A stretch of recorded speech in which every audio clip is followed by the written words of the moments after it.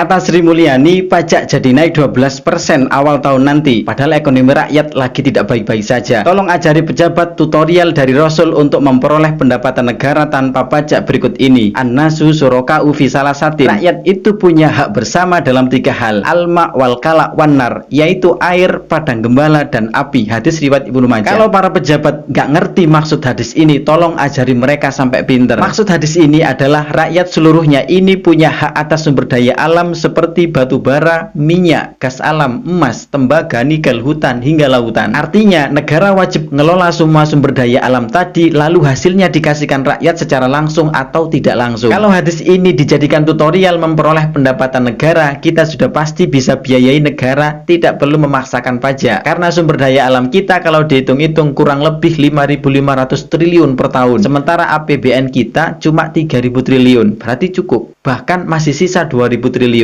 Andai pejabat mau belajar dan menerapkan tutorial Rasul tadi, tentu rakyat tidak semenderita ini. Tapi karena pejabat kita pakai tutorial barat kapitalis, yaitu dengan menjadikan pajak sebagai pendapatan utama negara, sehingga keringat kerja keras rakyat dipajak, dipalak untuk biayai negara. Astagfirullah. Kalau pejabat masih ngeyel dan tanya, memangnya ada contoh negara yang tidak menerapkan pajak? Silakan dijawab begini, kalau negara yang berbasis kapitalis demokrasi, tidak ada negara yang bisa berdiri tanpa pajak. Tapi kalau negara yang berbasis syariat Islam, tentu ada yang tanpa pajak. Silakan suruh para pejabat baca buku sejarah negara yang dipimpin oleh Rasul sendiri, juga negara yang dipimpin oleh sahabat. Kalau perlu belajar sampai negara di masa Turki Utsmani 1924, pasti pejabat nemu contoh negara tanpa pajak. Sekarang tergantung pejabat kita, negara ini mau nyontoh barat kapitalis atau nyontoh Rasulullah.